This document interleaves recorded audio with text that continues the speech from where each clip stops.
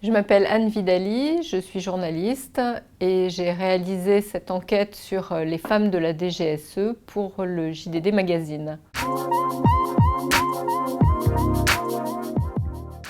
Je me suis rendu compte, en fait, en travaillant ce sujet, que c'était encore plus intéressant que ce que je pensais, parce que j'ai compris que la DGSE avait une vraie problématique de recrutement.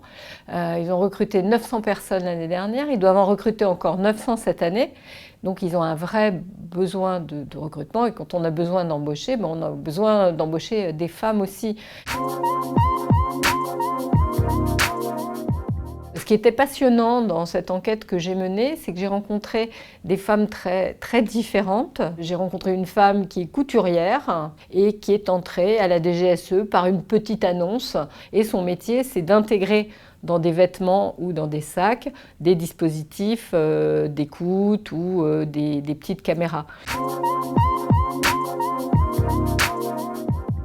Il y a des agents qui sont en poste à l'étranger sous couverture diplomatique et qui va être diplomate. Mais en vrai, son vrai métier, c'est agent traitant de la DGSE.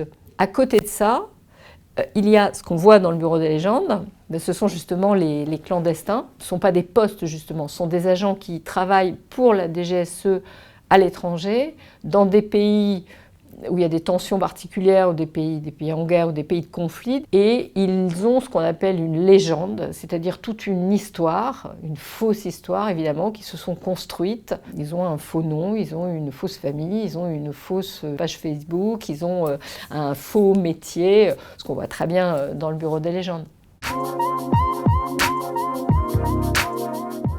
J'ai rencontré une femme qui est partie à l'étranger plusieurs années, qui avait un enfant quand elle est partie. Elle en a eu un deuxième là-bas, donc oui, on peut mener une vie normale.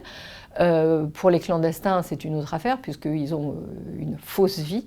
Et la DGSE essaie aujourd'hui, justement pour recruter davantage de femmes, de proposer, comme le font beaucoup d'entreprises, une meilleure conciliation, une meilleure possibilité de conciliation entre la vie privée et la vie professionnelle. Dans les nouveaux bâtiments de la DGSE qui sont en projet au Fort de Vincennes, il y aura une crèche, par exemple.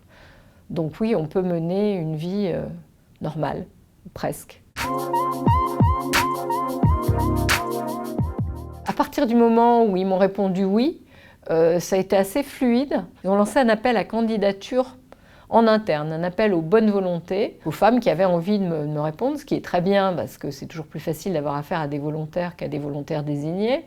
Je pense que ça s'est d'autant mieux passé que la DGSE ayant besoin, envie de recruter, elle est obligée de communiquer davantage. Et d'ailleurs, maintenant, il y a un site qui est assez récent. D'ailleurs, la DGSE a un très beau site internet. Ils communiquent sur des plateformes de recrutement comme Welcome to the Jungle.